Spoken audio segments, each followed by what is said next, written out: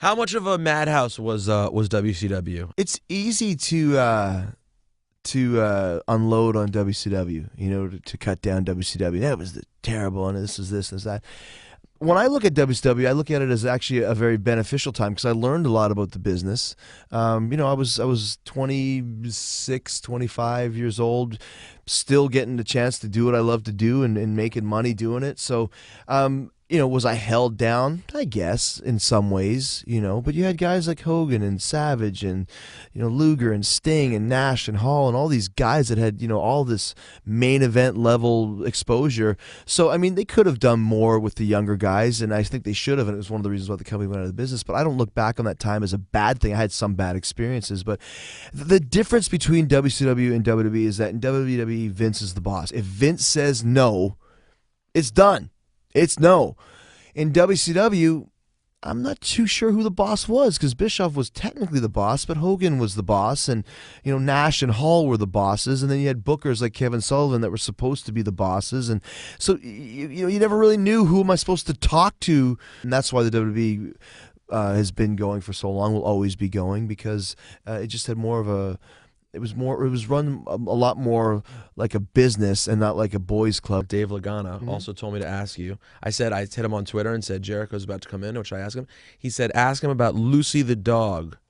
Yeah, I write about that in Undisputed. Well, that's going back to what we were talking about. Wait, remind me. I'll explain it. I'm getting to it. Please do. I'm a trained professional. Okay. I have to set it up first. Okay. I don't know how I missed this. Yeah. So it's easily forgettable, believe me. So I won the Undisputed Championship. I was the first guy to ever be the champion. I beat The Rock and Stone Cold in the same night. Of course. But once I got, the first few years I had in WWE were not easy. And in a lot of ways, I wasn't prepared for it and I wasn't ready for it. And it was cool to be the champion, but I still wasn't quite ready. I look back on those times and I was good, but I wasn't the best. And as the champion, you have to be the best, And so as the time went on, Triple H came back from his injury, and then WrestleMania, I believe it was 18. Yeah, he said 18. Yeah, 18, me versus Triple H in the main event for the world title. He was coming back from his injury that he suffered in a match with me, which was for real, and I was the Undisputed Champion. And I had an idea, and I write about this in Undisputed, where the build-up would be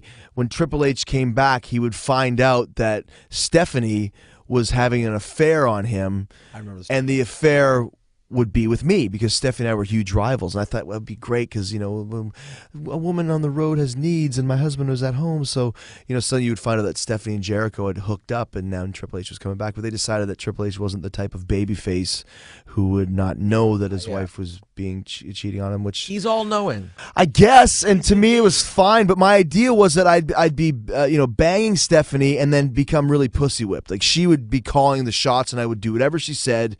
And I thought that'd be some great heat because everybody knows a friend who has that girlfriend. You're like, come on, grow some balls. You just you used to be so cool. Now you're just a shell of yourself.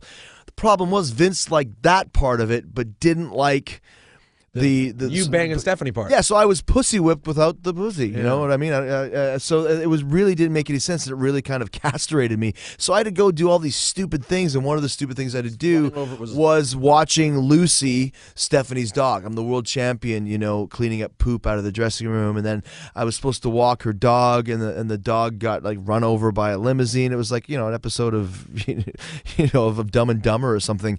And except for I was the Dumb and Dumber one because I was the world champion. So I didn't have any steam, really. I did one thing right before WrestleMania where I hit him with a sledgehammer in the quad where he had injured it.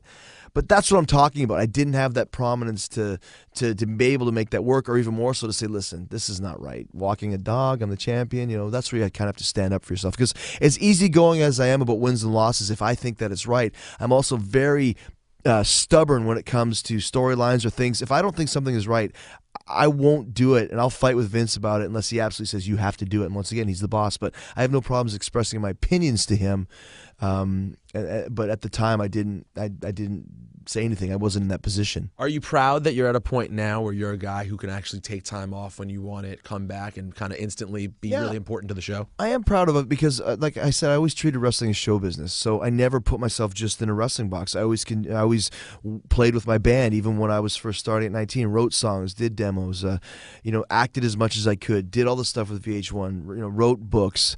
hosted game shows. Anything that I thought I could do well within the realm of this entertainment world, I went and did it. So when it comes time to take a break for the WWE, from the WWE, it's not like I'm taking a break because I just don't feel like working. I'm taking a break because I have all this other stuff going on that I want to focus on. Like my band is doing so good and getting so much momentum after 11 years of working so hard that it was time for me to spend more time with the band. And I mean, thinking about it now, it's kind of hard not to be involved at WrestleMania and seeing all the build up, and I kind of feel like there's like a big party in the room, and I'm on the outside at the glass looking through the glass because I'm not allowed to come inside. But when I look at what's going on right now with the return of The Rock and all this other stuff that's going on, if Jericho came back in time for WrestleMania, it would almost be kind of getting lost in the shuffle. So I have no problem sitting back and waiting. But is it hard to not go? Like just it's hard. It's hard not to be involved. I would never go if I wasn't doing anything. But just that's to the thing, hang around. you couldn't, right? That would just hurt. It would just kind of stink to be there and not do anything. I would just feel stupid. Like, why am I even here? It's like it's a waste of time to be here and not be involved. I mean, if I'm going to be there, I better be doing something. But just watching on TV is what I'm talking about. Will you though? When it comes down to it, do you sit there and watch a big pay-per-view? Yeah, absolutely. Because like I said, when I left in 2005, I write about it in Undisputed. I was really burned out on the business. I couldn't envision myself wrestling anymore. I wasn't happy with my performances. I wasn't happy with what I was doing. This time when I left, it was different. I thought I was doing the best work of my career. I was really enjoying myself, and so I watched the shows, as much as I can, and read about them and watch the pay-per-views if I can, if I'm not busy. And it's fun for me because now I'm a fan. I can watch as a fan, but still, you feel that little worm inside of you of like, oh yeah, but I could do this, do that, like we were talking earlier. But when The Rock came back, I thought it was great. But then when the initial markness kind of wore off, then I started thinking, oh, it'd be cool if I could run in or if it led to something. Do you ever miss JR when you're watching TV? I miss JR when I was wrestling. I mean, nobody can sell a match or sell an angle like Jim Ross can. I mean, he really is. You talk about the best in the world at what you do. That's him. And for whatever reason, I mean, I think Vince has always had some issues with Jim. Everyone says that. I think because Jim came from WCW, and it was always I don't know. He was, and I think Vince is also very stubborn. The fans want JR so badly. Maybe that's another reason. I don't know. All I know is if you're talking about your product, and maybe Jim's older or not as pretty as something else, who cares? I mean, John Madden's still on TV. Don Cherry's still on TV, and they're 70, 80 years old. Who cares about the face? It's the voice. It's the feeling. It's the feeling. And I find now with Michael Cole, he is doing a good job as the heel, but it's hard to have him switch back and forth from shameless Miz panderer to selling a pay-per-view because I don't know, there's no commitment there. There's no credibility. Absolutely. I've been having that problem. I appreciate that you're doing a slow build on this character, and eventually we're going to hate him so much. But he can't be the lead guy. He can't because the lead guy almost. I don't want to say has to be a babyface from everything I've ever watched. Yeah. Has to be unbiased, right? Or unbiased, unbiased. Right. It's the voice of reason, And I hate like some of the divas come out and say, "Oh, this diva looks ugly," or "She's big, she's hefty." Why would you ever say that? It's like these girls are supposed to be the most gorgeous women in the world. Finally, to an athlete, and you're talking about how the lead voice is saying, "Oh, she's ugly." Like, why would you? It doesn't make any sense, and I can't believe that they're allowing him to get away with that. So they should just I don't understand why they don't shift him to full on heel. And then have someone else kind of lead and let him be the character. I guess they don't have anybody else. I don't know. From what I'm seeing, it seems that they're going to have maybe Lawler do something with Cole at WrestleMania. And if that's the case, then Jim Ross is going to have to commentate it.